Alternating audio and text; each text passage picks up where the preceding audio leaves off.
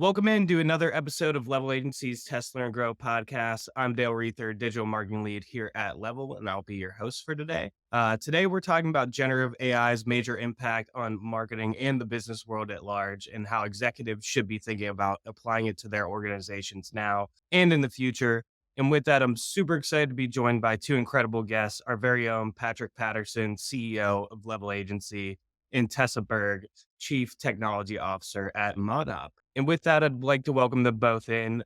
How's it going, Pat and Tessa? Thanks for taking the time out of your busy schedules to join us today. Super excited for the conversation. Yeah. Yeah, Well, super excited to be here. I am super excited to be in the same room as Tessa.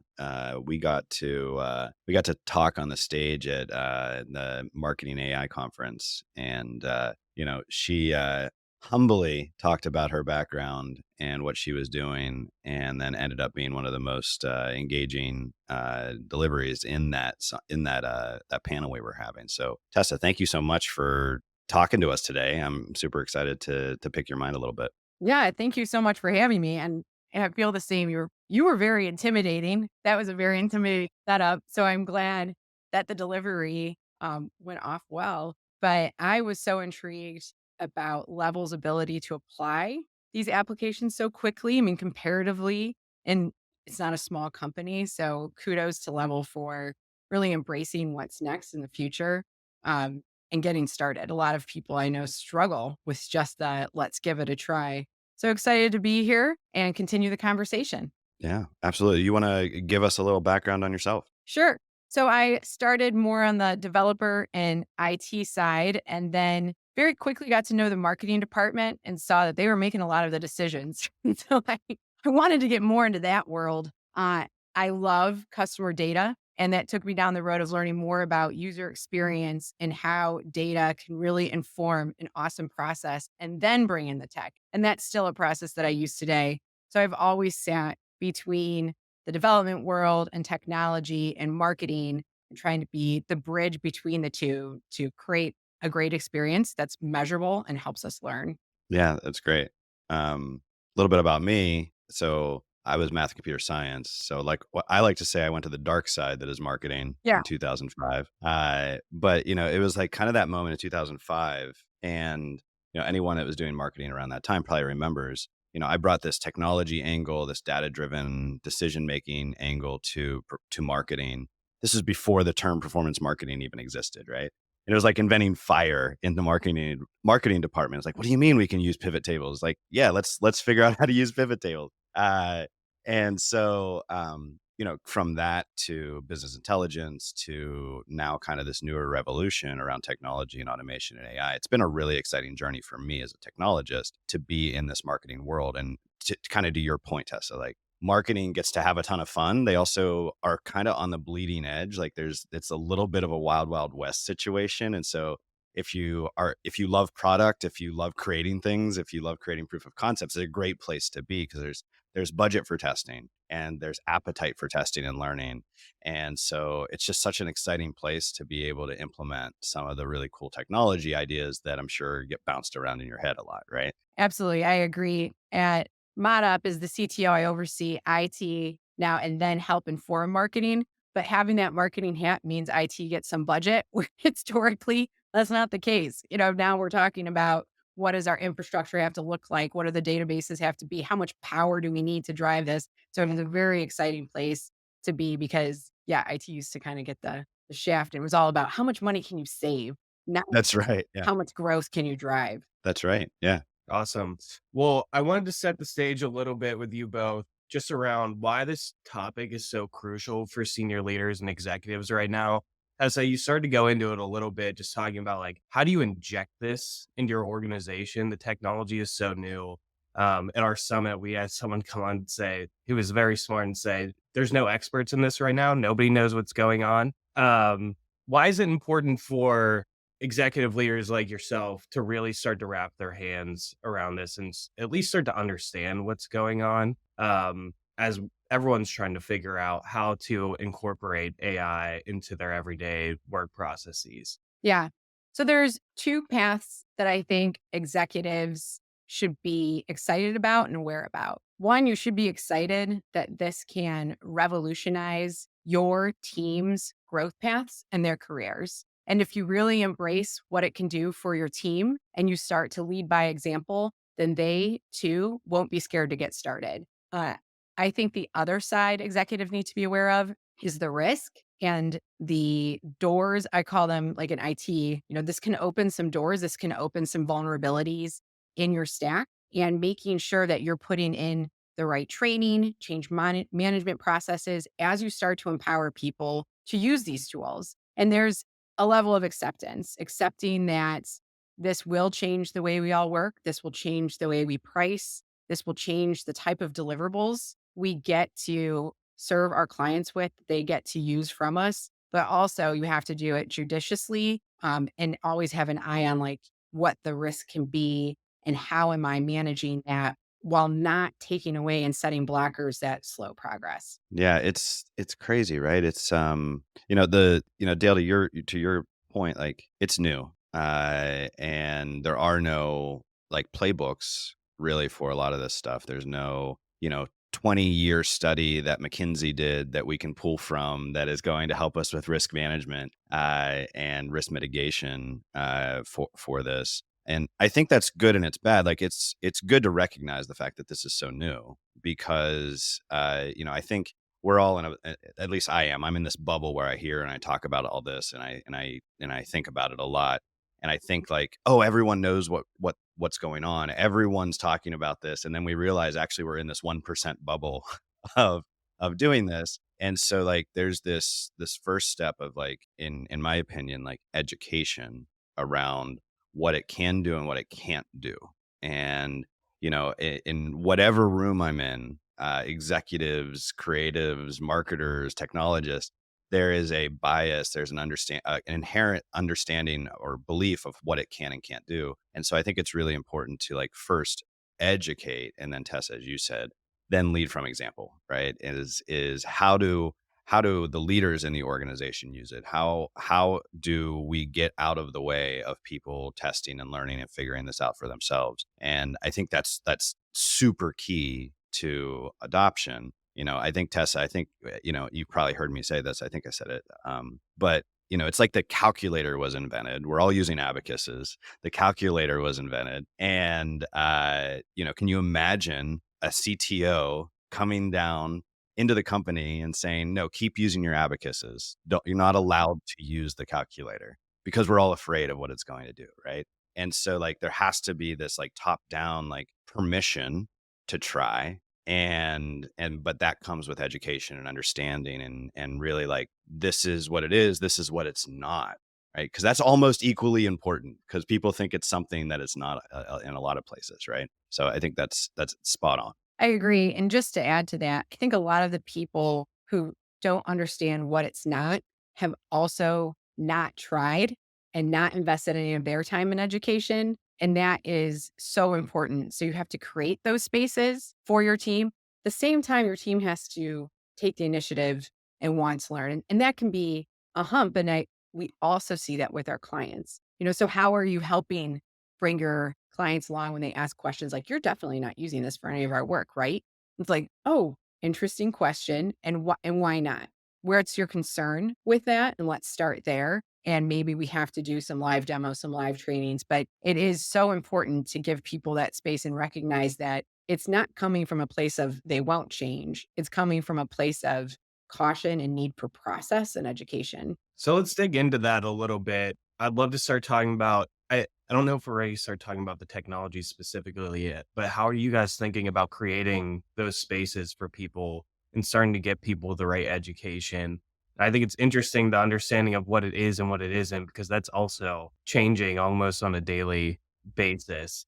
So how are you thinking about creating those spaces for people to start learning about this stuff and breaking down some of those barriers to enable people to just try it? Because I think that is the key piece, just starting to try to use some of this stuff for your work. So our first step was we wanted people to know that we were going to embrace AI in all its forms, including Gen AI. But most of the concern does come from Gen AI. So we published a responsible use guideline, not legally binding, but it says, hey, we want you to go out and try this, but when you do, here's some precautions you have to use. And then here, as a reminder, are some of our cybersecurity and data security principles, compliance rules we already follow that we have to continue to follow and recognize and bring to consciousness when we are using Gen AI. The second piece that we did within those responsible use guidelines is talk about how these tools were created and the type of data that they were trained on. And that's extremely important because sometimes you do get caught up in having fun. You're so impressed with the output, but we added a layer of testing. Whatever you use, we don't use anything for final client deliverables. And we see the strongest results from Gen AI is actually in the researching, vetting, getting that first draft out, kind of using it as I saw this in a Harvard review study, and one of my coworkers said it the other day, and I'm like, "It's right. It's second brain. It's making your quality higher and pushing you. Uh, that is where the power is. But we don't want people falling into the trap of like, I'm using this to create the thing. But whatever you create, because it was in your process, has to be vetted by a diverse set of your team so we can check for biases, so we can ensure that it is delivering the quality expectations that we have for all of our work. That's spot on. The idea of responsible use, right? So I think it's really important for any company, any agency to have a internal policy that they, and it doesn't need to be 30 pages of legalese, right? It can be one page of like, hey, this is what we think you can use this for, and this is how we expect you to use it. And ours is very similar, Tessa, right? Like ours is nothing that you get from an AI is final. You need to test it. You need to QA it. You need to edit it. And then we do internal trainings, are very similar. Of like, hey, this is what it's great for. It's great for that first draft. It's great for brainstorming. It's great for ideation.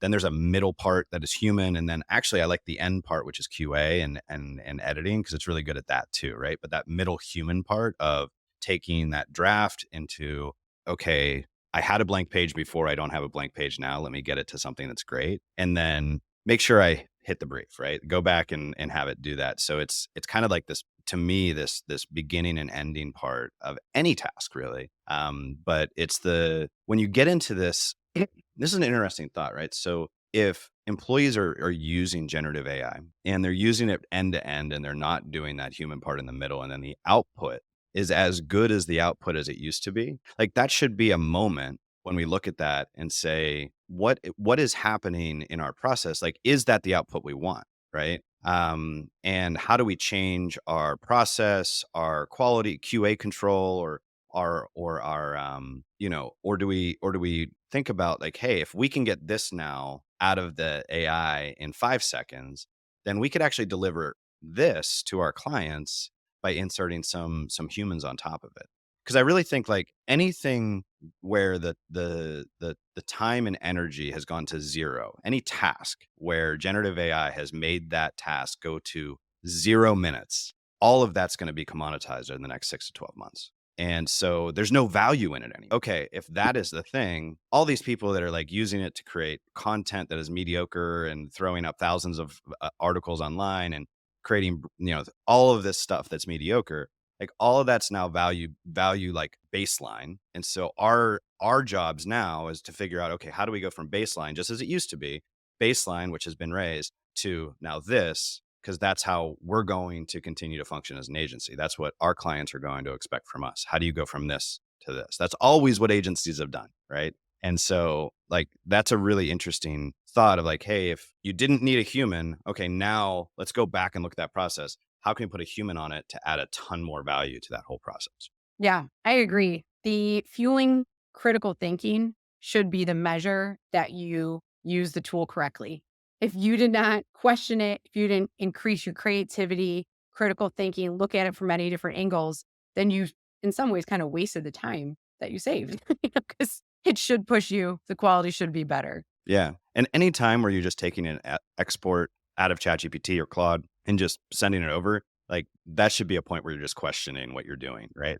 Like, and then like I think you brought up a point like of what are your clients expecting? So, we have clients we have clients pushing us, say, hey, we want you to use as much generative AI as possible. And then we have some clients that are saying, hey, you're just kind of like, are you using this? Or is what we're getting now AI? And so I think it's also going to be important and is important to be very transparent with your clients on how you're using this technology, where it is improving your process.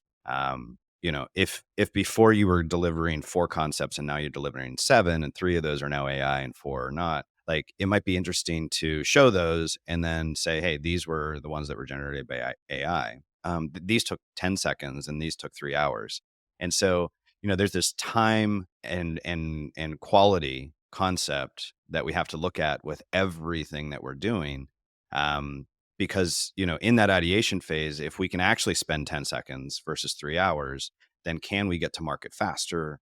Can we get something into a testing phase into the consumers faster because of that? And is there more value in that than spending 10 more hours trying to come up with one more creative concept? And so, like, I think there's this whole, it's just changing the way we think about, the value we get from the time we put in. And so I think for me, I just lean towards be honest with your clients and say, this is how we're using it. This is how we're not using it. We're going to try this and it's going to go into this system and it's going to hit this API and we're going to get it out, but this again is how we're going to check it. This is how we're going to edit it. This is how we're going to make sure that it's not mediocre. And I think just that transparency is important. I think any agency right now that is inserted into their process and isn't being honest about it and is charging the same amount or just isn't talking about it, that's probably going to go away in a year or two, right? I don't think there's going to be a lot of people that can just, pass off AI work for humans and not be transparent about it. So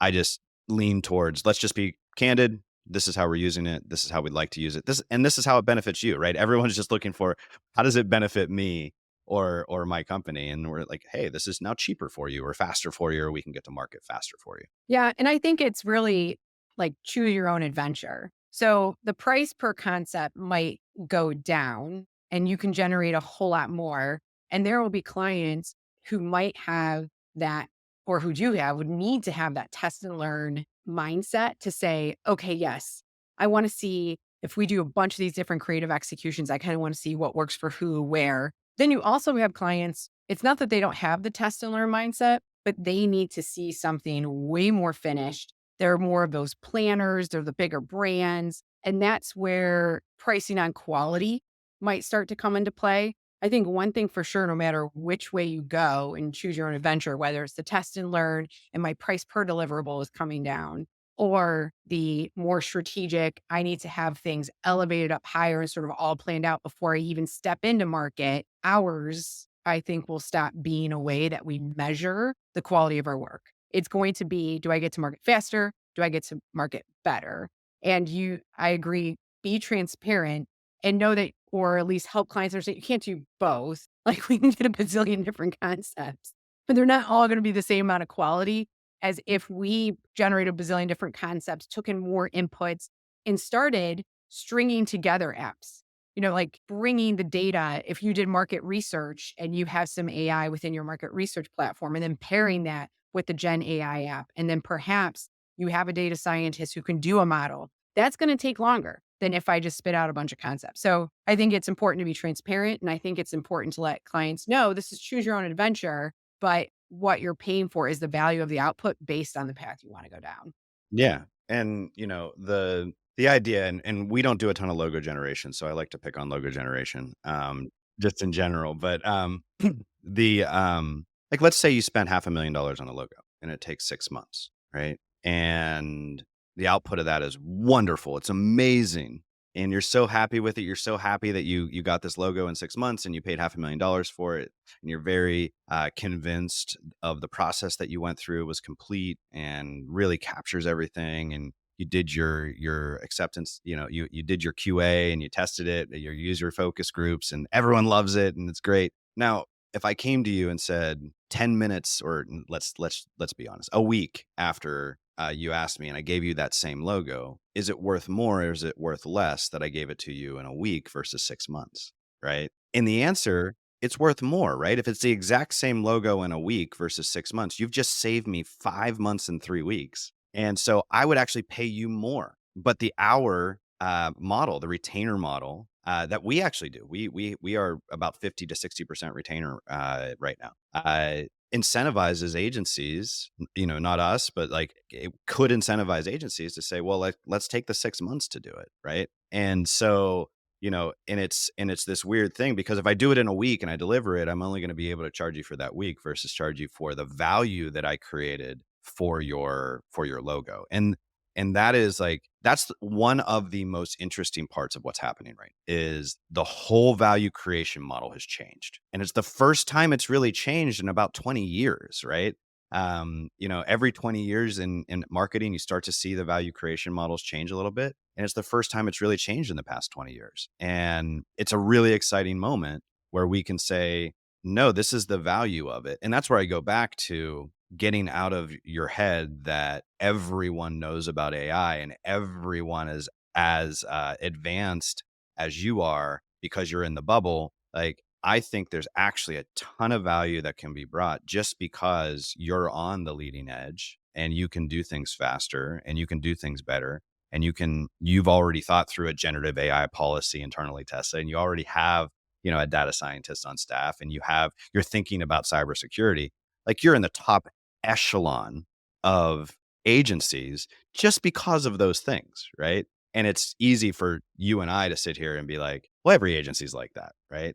And so it's taking that all that really awesome leading edge work we do and then translating that into the value of that for our clients. And I think it starts with education, but it's going to have to be probably a shift. It's going to have to be CMOs, CEOs, presidents, vice presidents of marketing changing the way they build their budgets, changing the way they think about working with agencies and really how do I pay and perceive the value and how do I capture that value appropriately? And it's not going to be hours. It's probably not going to be a percentage of media. It's going to be, hey, this is if I spend, $50,000 on this logo and it's awesome, great. That's what it's worth to me. And so, it's going to be really interesting to see how that changes and how agencies adapt to how clients are perceiving the value. Yes, I agree. So let's talk about some of the fun stuff now. You start That wasn't fun. it's fun, but let's talk about some of I'd love to talk about some of the interesting applications that you both have seen happening for the clients at your respective agencies. We talked about the idea of you can get the value so much faster. What are some specific ways that we're doing this for clients right now that you've seen and you're like, this is really freaking cool? Yeah, sure. So I want to start with one that was surprising to me and I loved it. And it was team led. And we're an international agency. We do a lot of work with localizing campaigns. And our international team started using Grammarly to expedite their communication with predominantly English speaking clients and internal communication. So when you think about, if you're speaking multiple languages and English is not your first language, I just thought that was genius. We look to them for their expertise on how to localize the creative and the campaigns that we're doing. And now they're able to communicate faster and clearer. And because they've built Grammarly into their communication process. So that I felt was like so simple. And sometimes that's where the best applications come from. But then on a bigger scale, we've seen a lot of value in using specifically ChatGPT 4 and PR. And it epitomizes increasing quality. Like PR is not just about writing. It is truly about critical thinking, positioning, how you get in touch with the media outlets, what kind of coverage you can get. And so the more time, to your point, like that you can save on that commoditized stuff, like anyone can write really, ChatGPT writes pretty gosh darn well. Not every agency, not every PR department can really get creative about those story angles and how that gets picked up. And then the third one that I think has really increased quality, increased experience is leveraging, and we specifically leverage SEMrush with a couple of other tools for SEO. I think that SEO is going to dramatically change in the next 2 years, and just using it for keyword generation is simply not going to cut it. And when you start to pair a couple different apps together and say, well, how does this improve experience? How does this make it more personalized to this specific audience? Then you're preparing your website, your team, and your customers are coming to it for the type of experience that's next, not just like spitting out content and slapping keywords on a page. So those three, what are the fourth one? I forgot. GA4. A lot of our clients, not a lot, I shouldn't say a lot, a few, and then other people who I know let Google just sort of transfer over GA4 to GA. And if you don't invest in the skills and expertise to configure that correctly, then you're going to miss out on the predictive insights. So there's actually a lot of cool stuff that's available in GA4, but you have to know how to set it up. You have to know how to configure it to get that out. And that's one where I think right now there might be some missed opportunity, and it is time consuming. It's an area where AI and ML is not making it go faster. You have to know what you're doing, take the time, and then you'll get the value out, as the data comes in. Yeah. Your first example on localization, it's so good at translation. And, specifically, I mean, Grammarly is awesome. I've been using Grammarly forever, like when it came out, because, I think in equations and not, don't speak so good sometimes. And so the emails that it edits for me is great. But, we do, we do some Spanish speaking markets. We have campaigns in some Spanish speaking markets. So we have some translations or, internally translators that are taking the content that's being created, translating that into, Spanish. And, just like a year ago, and I think we're coming up on the anniversary of ChatGPT 3 being released, but like a year ago, like the options were pretty bad around taking English and putting it into another language. And so we're using, GPT-4 now to do that. And it's almost indistinguishable from a actual translator. Like we still have a translator doing it, but it's been able to increase their output. And also decrease errors, right? So increased output, decreased errors. That sounds great for anyone. Again, you still need to have that human editor. And I think that's a theme, Dale, that you're going to hear throughout this entire podcast episode here is like, it's finding different ways to insert that human editor, that human subject matter expert into the situation, right? I think the rise of the editor subject matter expert is going to be a theme over the next 2 years. It's like, what do I know that GPT doesn't know? Right. Like when you can figure that out, then all of a sudden you can create tons of value because it knows all this stuff. I know this stuff on top of it. And then I create a ton of value. Right. So, the localization has been phenomenal. I think that's going to bring nearshore and offshore teams closer together.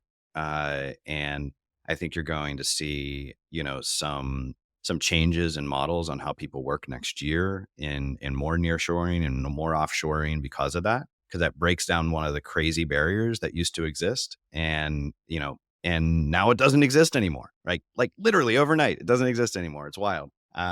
So I love that example. We've inserted it. I mean, we're doing a lot of the things you talked about there. An additional one was we've inserted it into our project management process. And so, we do, quarterly goals and those types of things, usually using GPT to kind of plan that out for the quarter, think about the obstacles, think about the measures, the methods on how you're doing that. We use Salesforce's V2 Moms framework to do that. And then, taking that and actually building out project plans, getting those project plans into our project management tool, Asana, and then, actually having it make API calls throughout the subtasks. It can actually do things automatically, right? So like, hey, I want this to be, I need a first draft. Take all this information and give me that I was told not to swear when we were up at the marketing AI conference. But we call it the shitty first draft, the SFD. And so, I really love thinking about it like that. And I don't mind using, shitty first draft because that like, you're never going to give someone a shitty first draft. If I call it a first draft, you actually might deliver that. But if you call it a shitty first draft, you're like, I'd never give that to a client. Right. And so it can deliver that shitty first draft. Then it can take your edits. It could give you then some ideation on where you're different, where it's seen, maybe you left some holes in your edited copy. It can then at the end automatically QA it for you, find errors, find grammars, find typo, find all those issues just like Grammarly does. And so like, I think inserting it inside of your process and automating, removing that friction, making it less calories to do some tasks, I think is really, really a cool application. So we're starting to do that internally. Yeah, I love that. I never thought about it for the goal setting too. Um, Yeah. so Well, and like I love it. I, you know, I love brainstorming, as I think any executive loves brainstorming. If we could spend,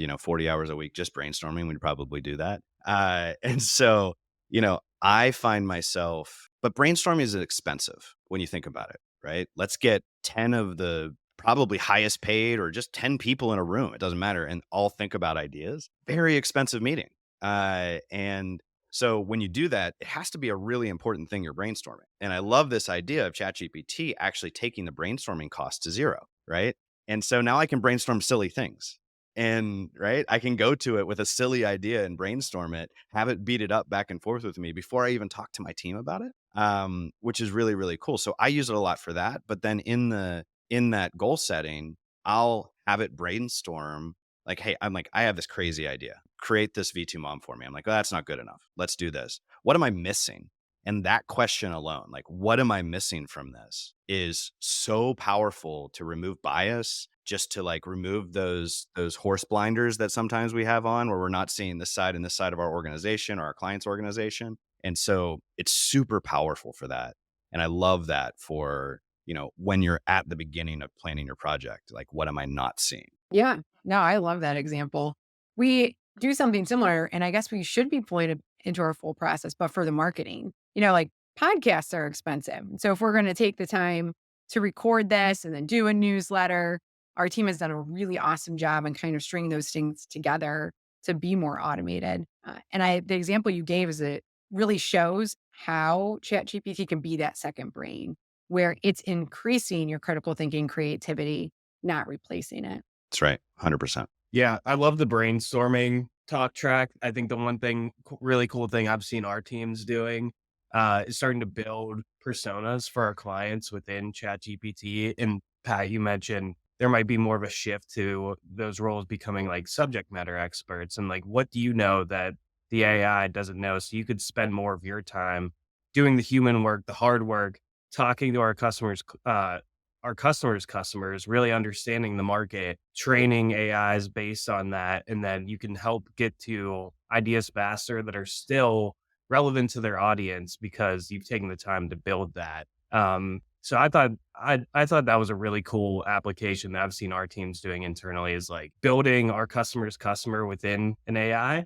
And then being able to use that continuously to get that good ideas faster that aren't Eric because A really cool way of doing that as well is building that persona and then having ChatGPT take on that persona and then ask it questions and interact with that prospect, right? It's a really, really cool. A lot of people don't think about it. It's like, okay, I built my ICP, I built my personas, I did all my stuff. Now give me ads, right? Well, actually, like now, hey, AI, be that consumer that I've just given you all this information on, act as that consumer and let me talk to you. Like, what do you know? Like, what are your hopes? What are your dreams? Like, actually start to dig in. It's really fascinating. And again, it takes to do that traditionally 5 years ago, a year ago, we would have had to have a focus group and spend a lot of money and a lot of coordination and a lot of effort. And you go to an agency that does that specifically. And then you talk to 7 people or 10 people or 20 people and you get and now we take that cost down to zero. So again, what's the value? It's probably not as good as that 20-person focus group, but it happened in 30 seconds versus 2.5 months, right? And so, what can I gain from that?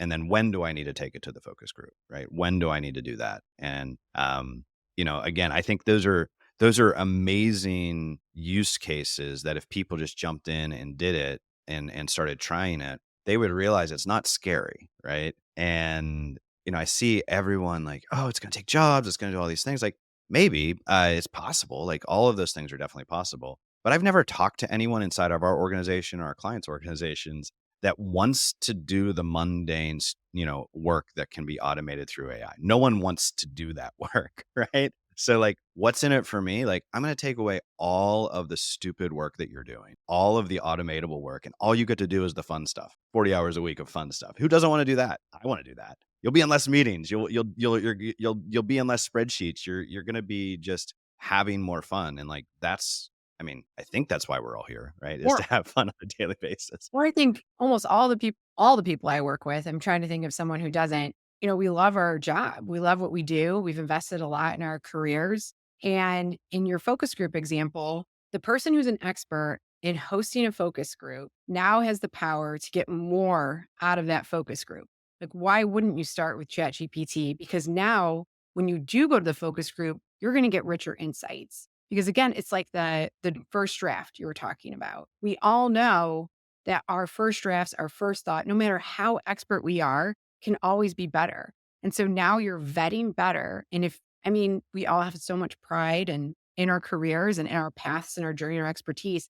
And this is just getting more out of our own journeys and skills.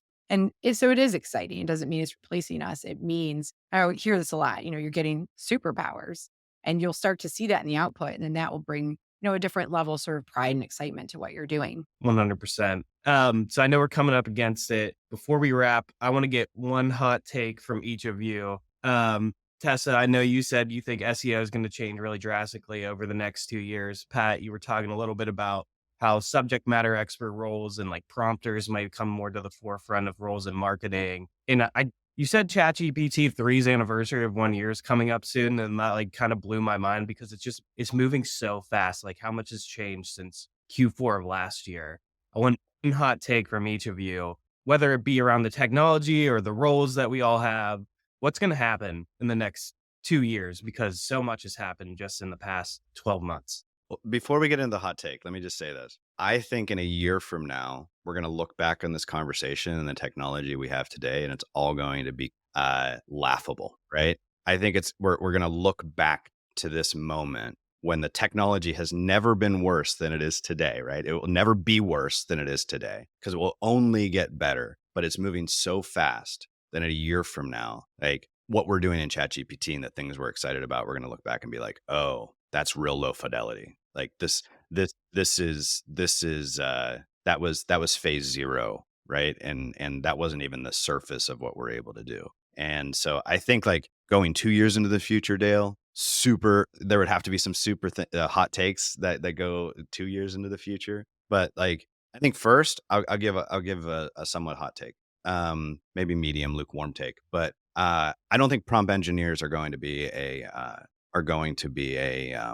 position in companies. I think AI systems like ChatGPT and Claude and what all of the other ones are going to get so good at understanding what we're asking for that you're not going to need to be a prompt engineer to get amazing output from it, right? So I think all of these companies that are going out and building recs for prompt engineers and all of those roles will be replaced or eliminated within the next year. There's my hot take for you. Yeah, I agree. And I think making a hot take on the technology is extremely hard. But because of that, I think the role that will emerge and the service that will emerge from agencies is one, change management, and two, innovation and security. And I put innovation and security together because they have to go together. Maybe that's like totally biased of me, but like you have to start getting smarter about what you're building. And that is going to require two big things. One, the strategy to see how the way we string our apps, the output of the apps and the output of the data from the apps together to deliver something of tremendously unique value to our clients. As agencies, we all have unique positions, we all have unique expertise and unique skills. And when you take out the mundane work, it opens up some space to start thinking about your own innovation and how you can start doing that so differently. Like I'm very sure Level is going to do that dramatically differently as a performance agency than ModUp as more, creative cross-channel marketing, PR, and all like full service.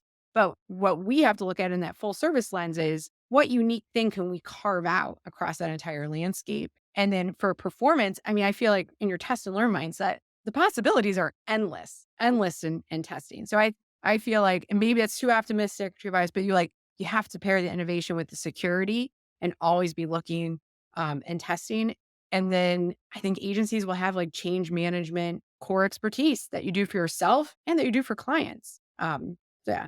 I think that's really like that's a huge takeaway for the audience here. You know, in a world where you want to have AI as part of your process, what does that inherently mean? That means that data is now a core part of your process. And whenever you have data as a core part of your process, you need cybersecurity as part of your core process, right? And so I think a lot of agencies, because again, it is sometimes the wild, wild west, and agencies don't think about, man, do I need to hire a CTO, right? Do I need to hire someone who actually is thinking through the risk mitigation and the change management, the cybersecurity, and all of the things that need to happen, versus probably what a lot of agencies are doing is like everyone just sign up for ChatGPT, everything's fine, like go do it, right? And so like I think you're going to start to see not just agencies, but every company value more the data stack, the cybersecurity stack, the technology stack, and how it all integrates together. Because every time you can stack another piece of technology, another piece of data into this AI world that we live in, you end up getting not just 2x the value, but it's, squared, right? The value squared. It's exponential, the value you start getting when you stack these things together. And then the risk goes up as well every time you stack that data together. And so I think it's going to be really important for folks to understand cybersecurity and how things could be hacked and how things could be leaked. And, we'll see probably more and more of this. The leaks that we've seen over the past 10 years, we're going to see them probably increase over the next year as people get burnt for not making that an important part of their strategic plan. So I think that's absolutely right, Tessa. Absolutely. Well, Pat, Tessa, again, thank you so much for taking the time out of your busy schedules to join me today. This was a really exciting conversation. I always love to get in these AI conversations and hear Pat speak. And Tessa, it was so great to meet you and hear some of your perspectives here. Um, for all of you listening, thanks for hanging out with us today. Until next time, connect with us on LinkedIn, YouTube, where we're always sharing awesome content around how to make your business grow smarter. Tessa, Faster. how can people find you and follow your what you guys are doing over at ModUp? Yeah. So my email is tessa@modop.com. That's MODOP.com. And then I'm on LinkedIn, Tessa Burg. I feel like there's not too many of them, but it's Tessa Fraser Berg. If you You come up first in the search okay, for good. sure. I check. And then, yeah, visit modop.com. We also have a podcast, which you'll have to be the guest on, Leader Generation. And we cover lots of different things. But yeah, it was a joy being on this today. I had so much fun talking about, what's next in AI and ML for agencies. That's awesome. And I do my medium and hot takes over on X on Pat on the Level. If anyone wants to see how I make fun of AI and think about AI over on what the X formerly known as Twitter. And then we have a great team here, as you guys do, working our LinkedIn and our other platforms. So if you're interested in any of this stuff, please reach out to Tessa, reach out to us. We're as you can tell, excited to talk about how this is changing and how we can be a part of that revolution. So Dale, thanks for having us. I Absolutely. appreciate it. Yes, thanks, Dale. All right. See you, everybody. Thanks.